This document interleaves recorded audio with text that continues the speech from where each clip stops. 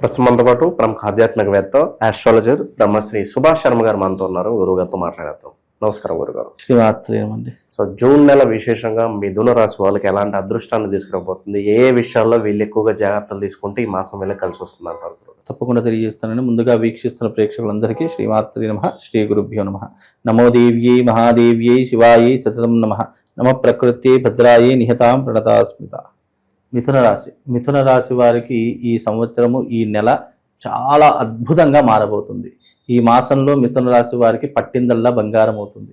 ముఖ్యంగా మిథున రాశి వారి యొక్క స్వభావం ఎలా ఉంటుంది అని అంటే గనక పరోపకారము, సహాయం చేసేటటువంటి తత్వాలు, అలాగే వీళ్ళకు వృత్తి వ్యాపారాదుల్లో చాలా రకాలైనటువంటి ఆశలు ఉండడము, ఎప్పటికైనా వ్యాపారం చేసి గొప్ప స్థాయికి వెళదామనేటటువంటి ఆలోచనలు కలగడము, కుటుంబం పట్ల శ్రద్ధ ఏకాగ్రత ఉండడము, చాలా విశేషమైనటువంటి పుణ్య ఫలితాలను వీళ్ళకి అందిస్తూ ఉంటుంది. అలాగే ఏది మాట్లాడినా ముక్కుసూటిగా మాట్లాడేటటువంటి తత్వము, అలాగే ఎవరితో ఎలా మాట్లాడాలి అనేటటువంటి ఒక ఆలోచనలు వీళ్ళకు చాలా అలవాటై ఉంటూ ఉంటాయి. అలాగే సమాజం పట్ల ఎన్నో రకాలైనటువంటి గౌరవ మర్యాదలు పొందాలి, అలాగే మనం కూడా సమాజంలో గౌరవంగా మర్యాదగా బ్రతకాలి అనేటటువంటి తత్వం కలిగినటువంటి వారిలో ఈ యొక్క మిథున రాశి వారు ఒకరు అని చెప్పుకోవచ్చు. మిథున రాశి వారికి గురువు 2వ స్థానంలో మారబోతున్నాడు.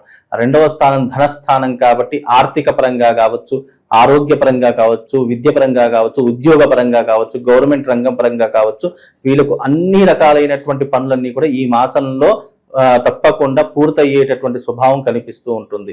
ధైర్యము, సాహసం చాలా విపరీతంగా ఉంటూ ఉంటాయి. విద్యలో కావచ్చు, లేదా జ్ఞానంలో కావచ్చు, లేదా మాట్లాడేటటువంటి స్వభావం కావచ్చు, ఇలా ప్రతి ఒక్క అంశంలో వీళ్ళు నిష్ణాతులై ఉంటూ ఉంటారు. ఎదుటి వారు ఎంతటి గొప్పవారైనా సరే తమ మాటలతో కానీ తమ యొక్క చేతులతో కానీ కట్టిపడేసి మెస్మరైజ్ చేసేటటువంటి పరిస్థితులు మిథున రాశి వారికి చాలా అద్భుతంగా ఉంటూ ఉంటాయి. అలాగే వీళ్ళకు ఏంటంటే దైవిక భక్తి ఎక్కువగా ఉంటూ ఉంటుంది. దైవిక ఆరాధన ఎక్కువగా చేసేటటువంటి స్వభావం కలిగినటువంటి వారిలో మిథున రాశి వారు ఒకరు అని చెప్పుకోవచ్చు. కాబట్టి ఈ మిథున రాశి వారికి ఈ మాసంలో గురువు యొక్క మార్పు వల్ల విపరీతమైనటువంటి లాభం కలగబోతుంది. ఇన్ని రోజులు పడ్డటువంటి కష్టాలు, నష్టాలు, ఇబ్బందులు ఏవైతే ఉన్నాయో వాటన్నిటిని ఒక్క దెబ్బతో సహా వీళ్ళు దూరం చేసుకునేటటువంటి అవకాశము మిథున రాశి వారికి ఇప్పుడు కలిగింది. అలాగే ఈ మాసంలో కనుక చూసుకున్నట్టయితే మిథున రాశి వారికి అనుకున్న పనులన్నీ కూడా పూర్తవుతూ ఉంటాయి. పట్టిందల్లా బంగారం అవుతూ ఉంటుంది.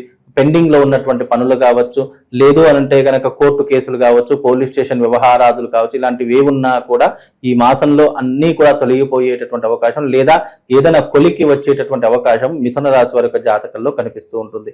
ప్రయాణాలు అధికంగా చేస్తూ ఉంటారు. ముఖ్యంగా డబ్బు పట్ల చాలా శ్రద్ధ అనేటటువంటిది ఏర్పడుతూ ఉంటుంది.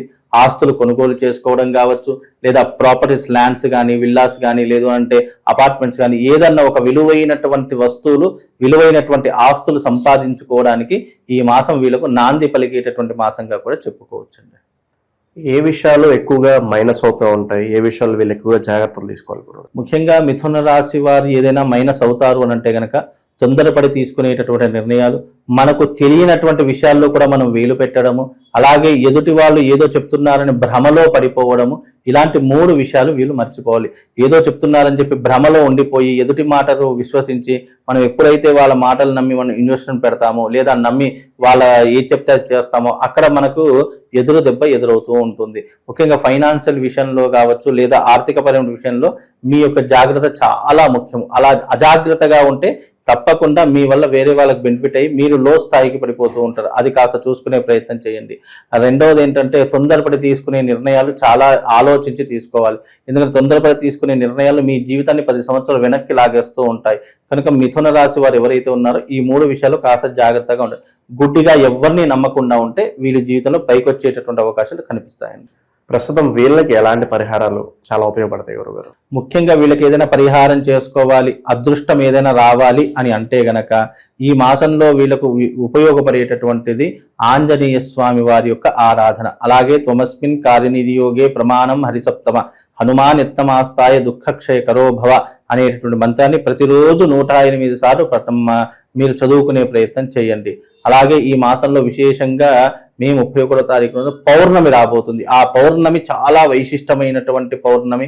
అందులోనూ అధిక మాసంలో వచ్చే పౌర్ణమి కాబట్టి అధికస్య అధిక ఫలం. ఈ పౌర్ణమి రోజున వీలైతే మిథున రాశి వారు ఎవరైతే ఉన్నారో తమ జీవితం ఇంకా మెరుగ్గా కావడానికి ఈ మాసంలో 31వ తారీఖు పౌర్ణమి రోజున రాజశ్యామల సహిత బగలాముఖి యాగం నిర్వహిస్తున్నాము. ఆ యాగంలో పాల్గొంటే ఇంకా విశేషమైనటువంటి ఫలితాలు అనుభవిస్తారు. పెండింగ్ లో ఉన్నటువంటివి కావచ్చు, లేదా వీళ్ళు అనుకున్నటువంటి పనులు ఏదైనా ఆగిపోయినటువంటి విధానం కావచ్చు, వాటన్నిటికీ కూడా ఈ యొక్క యాగం చాలా అద్భుతంగా ఉపయోగపడుతుంది. వీలైతే పాల్గొనే ప్రయత్నం చేస్తే అంతకు మించినటువంటిది లేదండి.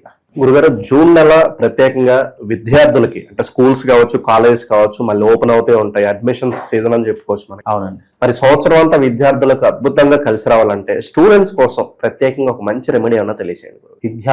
విద్యార్థులకు కావాల్సింది ఏంటి? జ్ఞానము, అలాగే తెలివితేటలు, విద్యా అర్హత, అలాగే విద్యకు అధినాయకులు సరస్వతి అని చెప్తూ ఉంటాము. అయితే ముఖ్యంగా ఈ సంవత్సరం విద్యా సంస్థలకు చాలా తీరనటువంటి నష్టం ఏర్పడుతూ ఉంటుంది. కాబట్టి విద్యా సంస్థలు చేసుకోవాల్సినటువంటిది ఏంటంటే, ఎవరి విద్యా సంస్థలు అయితే ఉన్నాయో ఆ విద్యా సంస్థలో ఉన్న ప్రతి ఒక్కరూ తమ విద్యా సంస్థలో రాజశ్యామల యాగం చేయించుకోవాలి.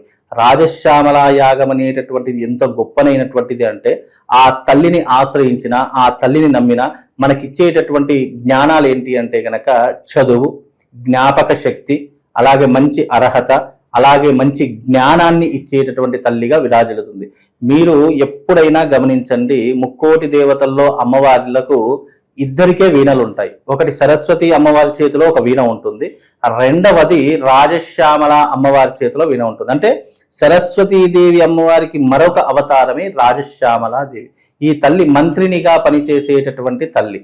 అంటే ఈ లలితా అమ్మవారికి మంత్రినిగా, శ్రీచక్రంలో సంచరించేటటువంటి అధిష్టాన దేవతగా, కదంబ వనవాసిని అని పేరు పెట్టేటటువంటి తల్లి ఈ యొక్క అమ్మవారు.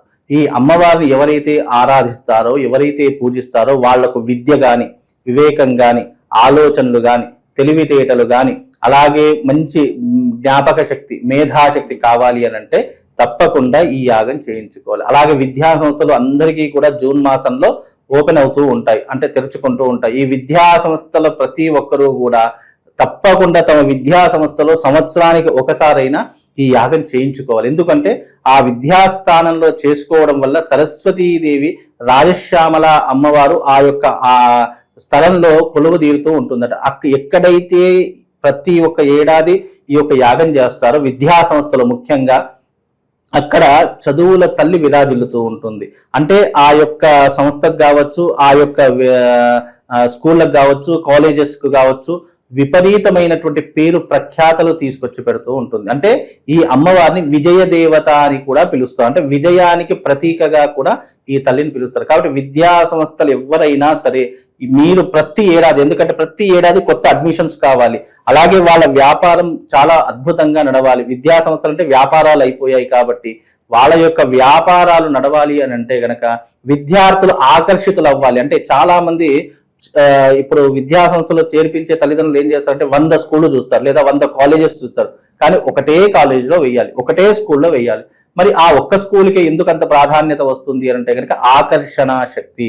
కాబట్టి విద్యా సంస్థలకు ఆకర్షణ శక్తి కావాలంటే తప్పకుండా రాజశ్యామల తంత్రయాగం చేయించుకోవడం వల్ల ఆ యొక్క సంస్థలకు విశేషమైనటువంటి ప్రజాదరణ కలుగుతూ ఉంటుంది. అందుకే గతంలో కేసీఆర్ గారు కూడా రాజశ్యామల యాగం చేయించారు ఆకర్షణ శక్తి గురించి.